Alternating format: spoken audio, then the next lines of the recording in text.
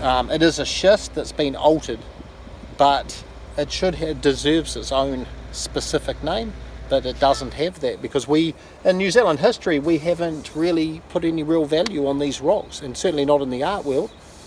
And it's world class, it's an internationally high quality rock. I was walking up here one day, walking along when they were in the construction or the land works of this subdivision, and over there, only about 50 metres away, I noticed a big slab, like a rectangle slab of rock that was really dark, unlike all of the other rocks that generally turn up here. And so I immediately drew my eye to it, went over to it, and you could see that it had been smoothed by ice, which means it has come via the glacier. So that usually means it's a hard rock, because if it had been soft, it would already have broken up by then.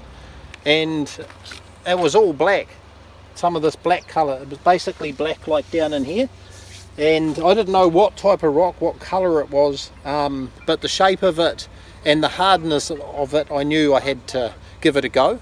And as I started to sculpt it, what I did is because it was 90-degree faces, I was able to do a grid system on the rock, and I had a marquette that had a perspex box with grids on it. And so what I did is I started on the first grid, I came down and carved just one layer. So I had a vertical, horizontal line around here, and I just carved those 2 knuckles.